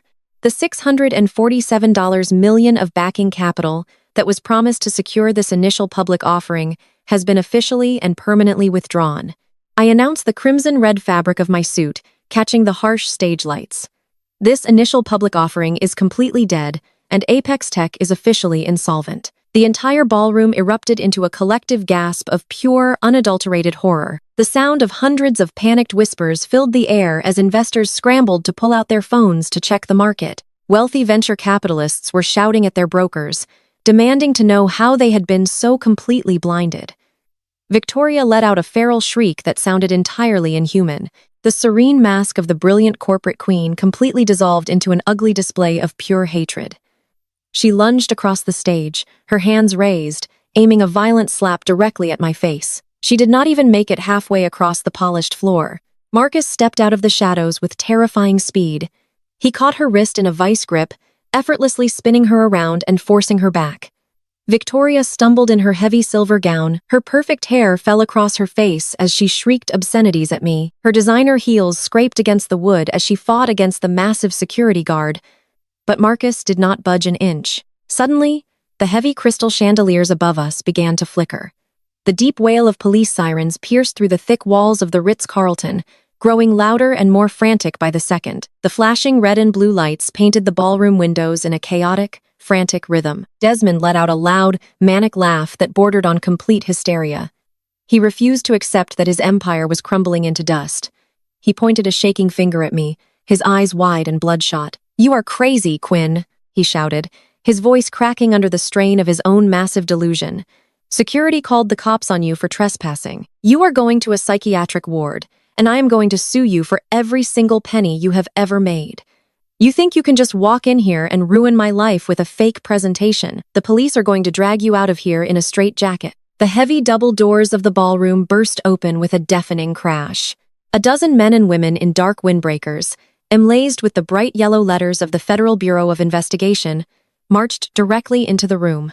Their heavy boots echoed against the marble floors. They did not stop to ask for invitations. They did not look at the elite crowd of billionaires and socialites who were now frantically backing away toward the walls. They walked with absolute calculated precision straight toward the stage. Desmond stepped forward, adjusting his bespoke suit and pointing down at me. "Arrest that woman," he demanded, trying to sound like a billionaire executive commanding his troops. "She is a deranged ex-wife who hacked our presentation and trespassed on a private corporate event. She is a complete lunatic, and she needs to be removed immediately." The lead federal agent, a tall, broad-shouldered man, did not even glance in my direction. He walked straight past Desmond and headed directly for Harrison, who was trying desperately to slip out through the side exit of the ballroom.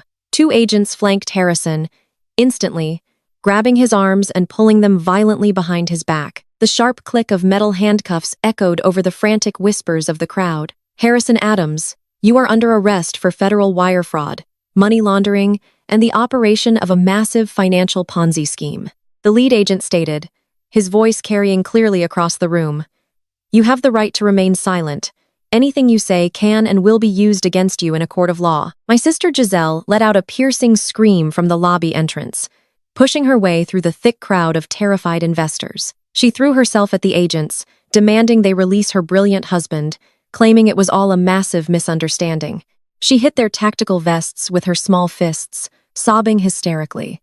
Harrison just hung his head, his face completely gray and devoid of any arrogant swagger. He knew the fake spreadsheets and the stolen community endowment funds had finally caught up to him. He looked like a deflated balloon, completely stripped of his frat boy confidence.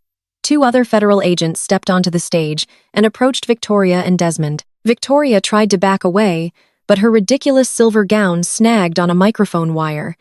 Desmond finally realized the police were not there for me. His eyes darted around the room, searching for an escape that did not exist. He looked at the agents and then at the massive screens displaying the criminal ownership structure. "Desmond Hayes and Victoria Vance, you are both under arrest for corporate embezzlement, massive investor fraud, and the falsification of federal financial disclosures," the agent said, pulling out a second pair of heavy metal handcuffs. "We have the complete server logs and financial records provided directly to the Securities and Exchange Commission earlier today." The color drained entirely from Desmond's face. His mouth opened and closed, but no sound came out. The illusion of his power was shattering in real time in front of the very people he had spent his entire life trying to impress. The investors were already rushing for the exits, desperate to distance themselves from the radioactive fallout of the Apex Tech collapse. Desmond looked at me, his eyes wide, with a sudden terrifying realization. The server logs, the anonymous data dropped, the $74 million of defaulted debt, it all clicked into place in his frantic mind. He realized that the quiet administrative assistant he had thrown away was the very architect of his absolute destruction. He realized that the parent company that now legally owned all his assets was Obsidian Ventures. I owned the debt that secured his home, his cars, and the very clothes on his back. Every single asset he thought he possessed was legally owned by my holding company. He was completely broke. He had absolutely nothing left to his name. He fell to his knees right there on the polished stage. The bespoke suit wrinkled around his shaking frame as he looked up at me. The arrogance was completely gone, replaced by a pathetic, sniveling desperation. He looked like a drowning man begging for a life raft. "Quinn, please," he begged, his voice cracking into a high-pitched whine. "Please do not do this. I was wrong. I was so incredibly wrong. Victoria manipulated me. She forced me to cook the books. She is the one who wanted the money. I still love you, Quinn. We can fix this. You have the $647 million. You can pay the fines. You can save the company, and we can start over. Please, Quinn, I am begging you to help me." Victoria shrieked and tried to kick him as the agent secured her wrists. She screamed that he was a weak, pathetic coward and that it was all his fault. They were tearing each other apart right in front of the flashing cameras. I looked down at the man who had spent 6 years making me feel completely invisible. I felt absolutely nothing. No anger, no sadness, no lingering affection. just the cold, empty satisfaction of watching a parasite finally meet its end. I did not say a single word to him.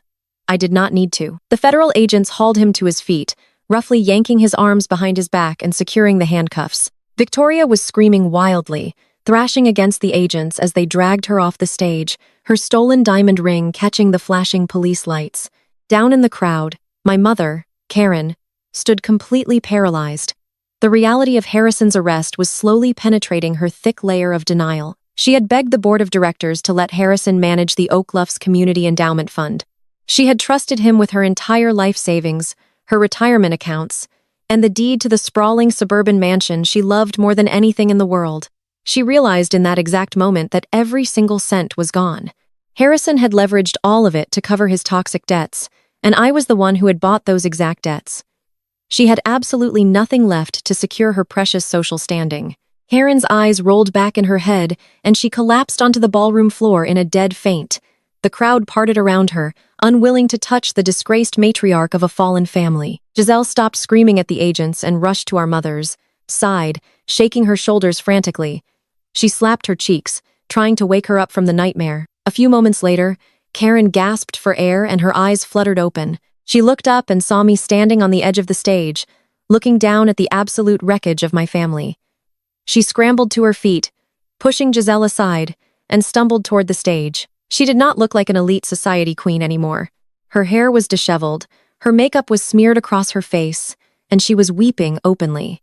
She reached the bottom of the stairs and fell forward, grabbing my ankles with both hands. Her expensive manicured nails dug into the crimson fabric of my suit. She looked up at me with a face completely destroyed by fear and desperation. "Quinn, my beautiful daughter," she sobbed, her voice and desperate. "You have to save us. Harrison took everything. He took the house, he took the retirement fund, he ruined the charity. You have the power to fix this. You have the Obsidian Ventures money. Please, Quinn. You have to use the $647 million to save your family. I am your mother. You cannot let them take the house. Please, Quinn, I am begging you on my hands and knees. Do not let us lose everything." I looked down at the woman who had spent my entire life comparing me to my sister, telling me I was a disappointment, making me feel like I was entirely unworthy of love or respect. She was gripping my ankles, weeping like a child, begging for salvation from the daughter she had always treated like garbage. She wanted me to use my hard-earned empire to rescue her from the consequences of her own blind vanity. I gently but firmly pulled my ankles out of her desperate grip. I took a step back and looked at the devastation surrounding me. Desmond and Victoria were being walked out of the ballroom in handcuffs with camera flashes blinding them. Harrison was already in the back of a federal vehicle, his Ponzi scheme completely dismantled. Giselle was sitting on the floor, weeping over her lost status, and my mother was sobbing uncontrollably at my feet, begging for a financial rescue that was never going to come. "You are going to need to find a very good bankruptcy lawyer, Mother," I said, my voice soft, but completely devoid of mercy. "And Giselle, you should probably start looking for a small, affordable apartment. The penthouse belongs to me now, and I want you out by Monday." I turned my back on all of them and walked gracefully down the opposite side of the stage. The crimson-red suit moved flawlessly as I navigated the empty ballroom. Marcus met me at the side exit, opening the heavy wooden door to the private alleyway where my town car was waiting. I stepped out into the cool night air, the sound of my family weeping fading into the distance. The century's greatest payoff was finally complete, and I had never felt so incredibly free. The heavy wooden doors of the service exit slammed open behind me, shattering the quiet peace of the alleyway. I turned slowly as the harsh glare of the loading dock security lights flooded the damp pavement. Marcus had coordinated with the federal agents to use the private service corridor to extract their prisoners away from the chaotic main lobby, but the paparazzi had already caught wind of the raid. The flashing red and blue lights of the waiting federal vehicles painted the brick walls in a frantic, violent rhythm, and beyond the wrought iron security gates, a horde of reporters was already pressing against the barricades, their camera lenses completely focused on the absolute destruction of my family. Desmond and Victoria were dragged out first. Desmond was weeping openly. His bespoke suit ruined his knees, scraping against the concrete as he refused to walk. He was babbling incoherently to the stoic agents, begging them to call his lawyers, begging them to look at his fake financial projections. Victoria was no longer the serene corporate queen. She looked entirely unhinged. She was spitting vitriol at the agents, her silver gown torn at the hem, her makeup running down her face in dark, ugly streaks. She caught sight of me standing calmly by my town car and tried to lunge in my direction, but the agents simply tightened their grip and shoved her into the back of a waiting armored SUV. Then came Harrison. He was flanked by two massive federal agents. His head hung so low, his chin rested on his chest. He looked like a hollow shell of a man. The arrogant Wall Street swagger was completely erased, leaving nothing but a terrified criminal who knew he was going to spend the next decade in a federal penitentiary. Before the agents could load him into the vehicle, Giselle burst through the service doors like a woman possessed. She took one look at her husband, being perp-walked in handcuffs, and her entire reality simply snapped. The illusion of her perfect wealthy marriage, the country club memberships, the luxury penthouse, it was all evaporating right in front of her eyes. She let out a guttural, devastating scream and launched herself across the loading dock. She bypassed the security perimeter and slammed into Harrison, her small fists hammering against his chest and shoulders. "You lied to me, you absolute fraud," Giselle shrieked, her voice echoing off the brick walls and completely audible to the hungry press gathered at the gates. "You told me you were a financial genius. You told me my friends were just jealous of our success. You printed fake spreadsheets on a home computer. You pathetic little man. You stole from my mother's charity to cover your own incompetence, and now I am going to lose everything." Harrison did not even try to defend himself. He just squeezed his eyes shut and let her hit him until two federal agents stepped in and forcefully pulled her back. Giselle fought against them, screaming that she was a victim, that she had absolutely no idea her husband was running a Ponzi scheme. She looked over at me, her beautiful face contorted with a frantic, desperate entitlement. "Quinn, you have to stop them," she demanded, thrashing against the agents who were gently but firmly moving her away from the federal vehicles. "Tell them you own the debt. Tell them you can pay it off. You have the $600 million. You cannot let them take my husband away. How am I supposed to maintain my lifestyle? How am I supposed to show my face at the country club?" I looked at my sister, feeling a deep clinical detachment. She was not mourning the loss of the man she loved. She was mourning the loss of her credit cards. "You should probably stop worrying about the country club, Giselle," I said, my voice carrying clearly over the chaotic noise of the alleyway. "You do not have a membership anymore, and when the federal authorities seize your joint accounts tomorrow morning, you are not going to have a car to drive either. I suggest you call a taxi before the surge pricing hits."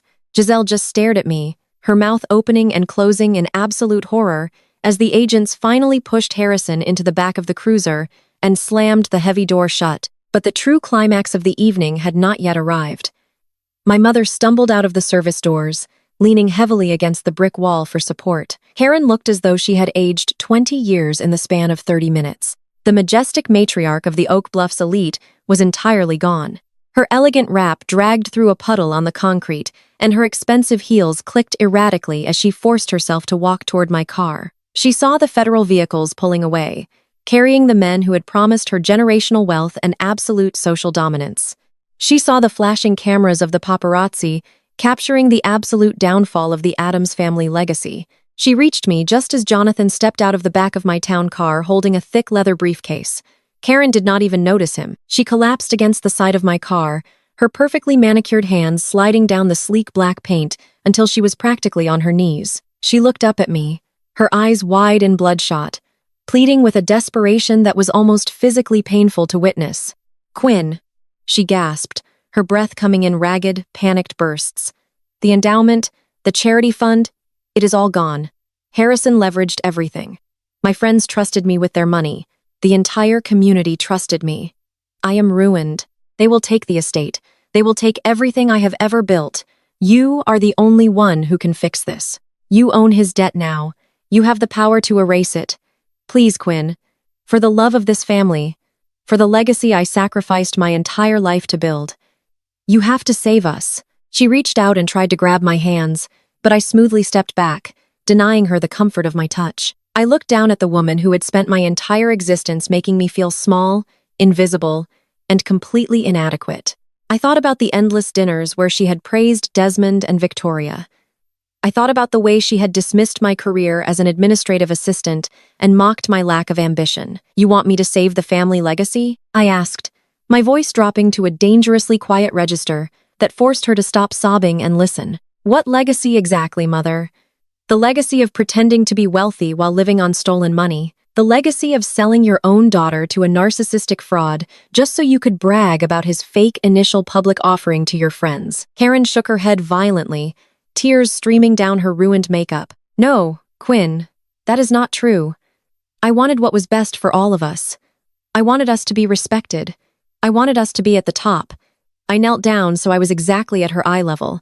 I did not raise my voice, but every single word I spoke was a calculated strike, designed to shatter the very foundation of her delusions. "You told me once that failures have no right to speak in this family," I said, echoing the exact cruel words she had used to silence me for years. "You told me to sign over my house to a man who was publicly humiliating me because you thought he was the winner and I was the loser.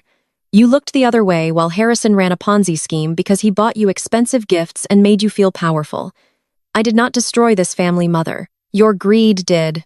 Your absolute blind obsession with status burned this family to the ground, and I simply stood back and let you hand Harrison the matches." Karen let out a wounded, broken wail and buried her face in her hands. She knew every single word was the absolute, undeniable truth. She had traded her integrity for the illusion of elite status, and now she was entirely bankrupt in every possible sense of the word. I stood back up and extended my hand toward Jonathan. He opened his leather briefcase and handed me a thick stack of legal documents printed on heavy, formal paper. I looked down at my mother, who was still trembling on the wet concrete of the loading dock. I was not going to give her a free pass, but I was going to offer her exactly one path to survival, and it required her to completely dismantle her own ego. I dropped the heavy stack of documents directly at her feet. They hit the damp pavement with a sharp, decisive smack. "I am not going to erase Harrison's debt," I said, my voice echoing with finality, "but I am going to offer you an ultimatum. In those documents is a formal cooperation agreement with the federal prosecutors and a complete transfer of the Oakluff's Charity Board records. You have exactly 24 hours to walk into the federal courthouse and officially testify against your golden son-in-law. I want you to detail every single offshore wire you helped him authorize. I want you to hand over the minutes of every board meeting where you pressured your friends to invest in his fraudulent fund. I want you to publicly admit to the entire world exactly what you facilitated." Karen looked up at the documents and then back at me, her eyes filled with absolute terror. "If I do that, I will be a total pariah," she whispered, her voice cracking with horror. "My friends will never speak to me again. I will be banished from the society I built. I will lose all my respect." I stared at her, feeling the last lingering thread of sympathy completely sever. "Your respect is already gone, Mother," I stated coldly.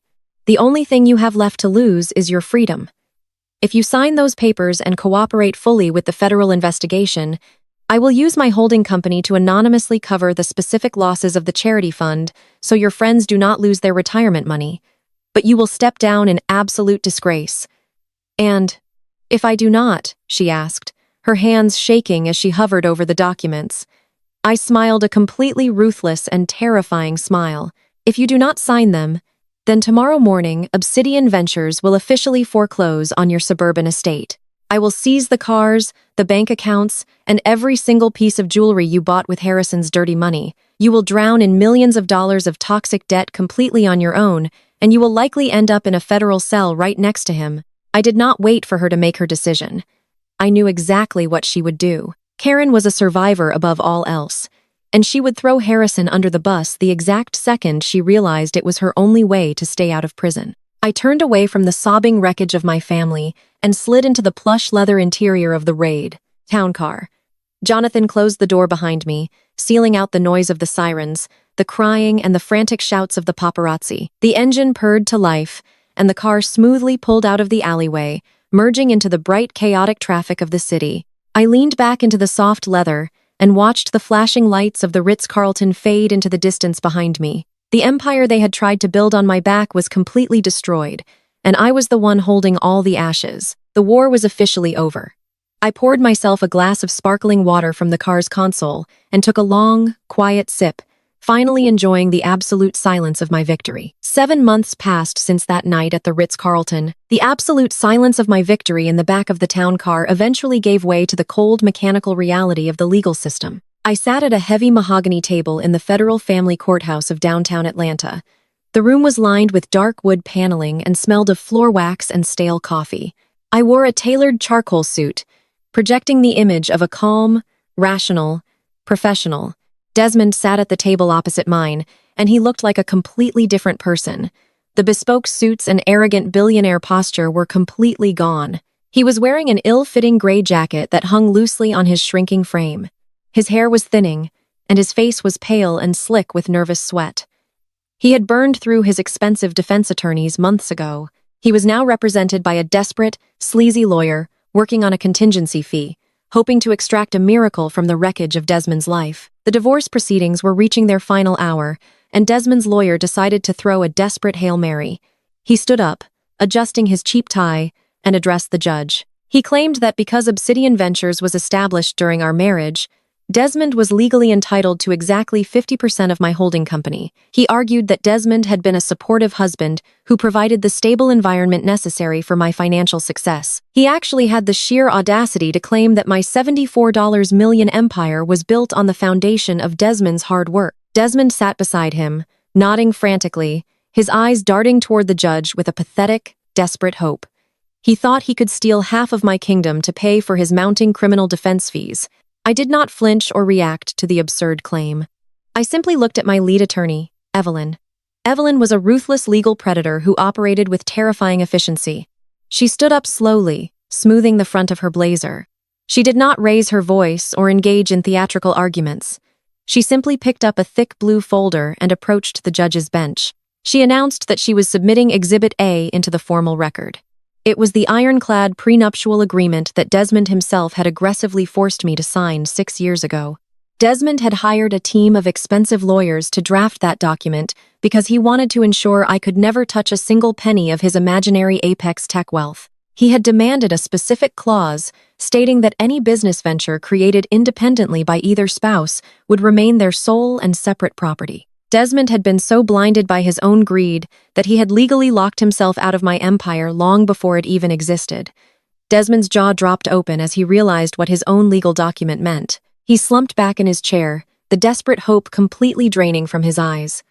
But Evelyn was not finished. She was not there to just defend my assets.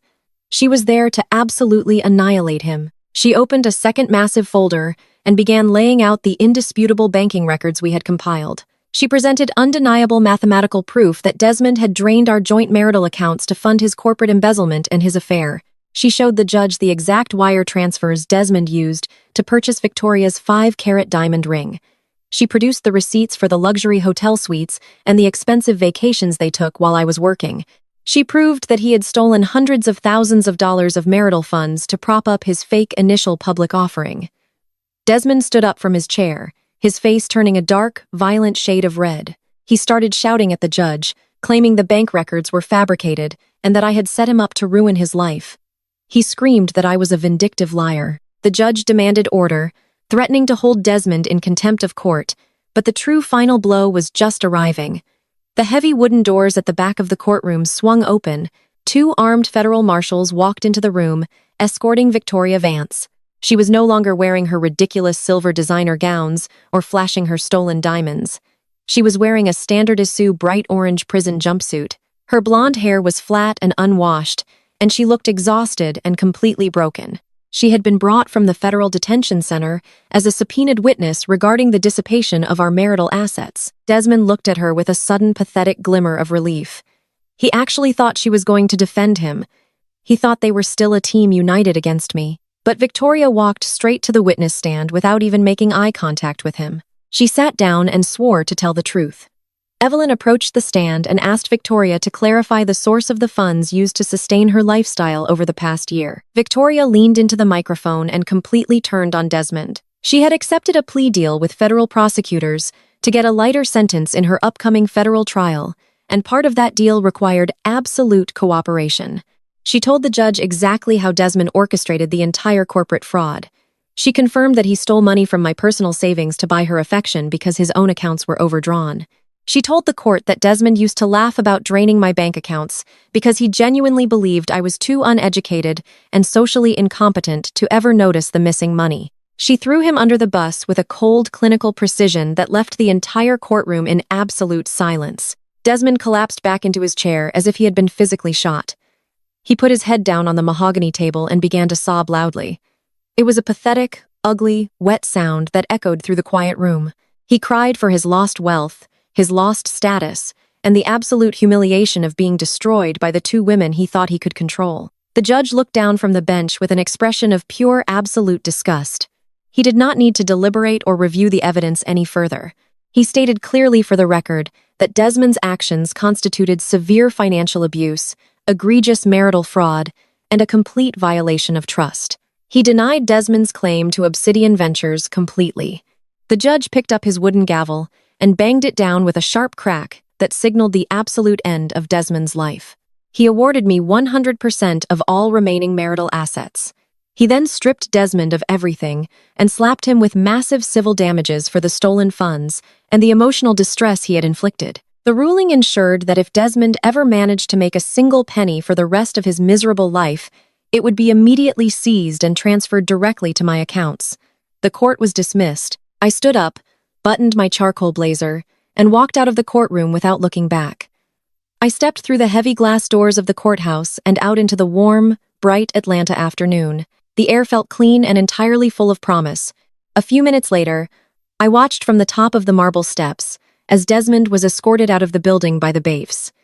He walked out into the harsh sunlight, a completely broken man. He had no house to return to because I owned it. He had no cars, no bank accounts, no venture capital friends, and no family willing to take his calls. He was entirely penniless and completely homeless. He slowly walked down the concrete steps of the courthouse, dragging his feet as he descended into the crowded city streets, staring down the barrel of a massive federal criminal trial that was guaranteed to lock him in a cage for decades. I watched him disappear into the sea of ordinary people, finally erased from my world forever. The dust settled over the city of Atlanta like the quiet aftermath of a massive, devastating seismic event. It took less than 8 months for the entire illusion of my family's legacy to be completely and permanently erased from the earth. I did not just ruin them financially.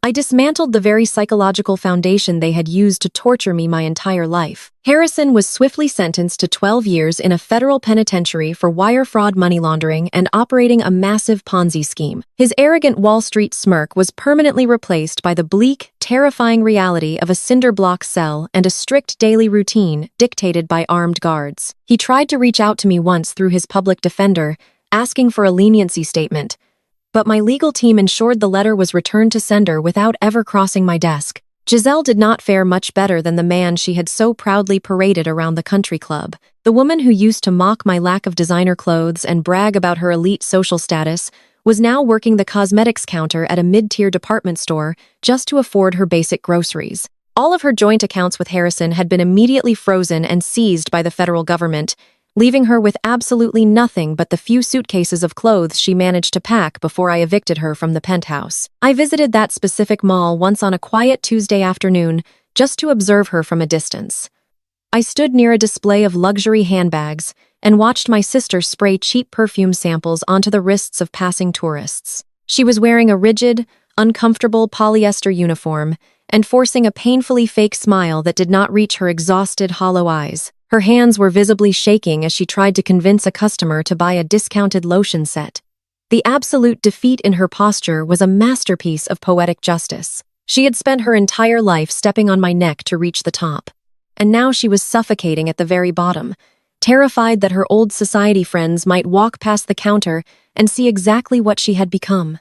My mother, Karen, suffered the most spectacular and public descent of them all. She had chosen to sign the federal cooperation agreement to save herself from joining Harrison in prison, but the social fallout was absolute and totally unforgiving. The elite society friends she had spent decades cultivating turned their backs on her the exact second the federal indictments were unsealed and the news hit the local papers. When she tried to attend her usual charity luncheons, she was politely but firmly asked to leave by the security staff.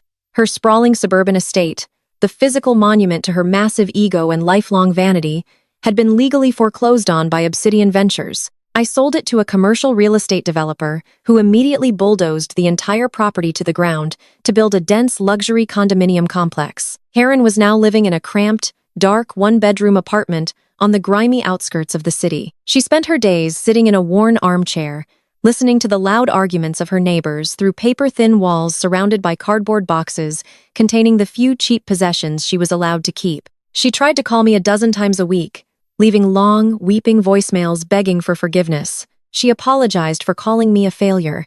She apologized for forcing me to endure Desmond's abuse. She constantly asked for a small monthly allowance, just a tiny fraction of my wealth, to help her move to a better neighborhood. I never returned a single call. I never sent a single dime. She had gladly traded my mental health and my future for her fake social status. And now she was paying the ultimate absolute price of total isolation.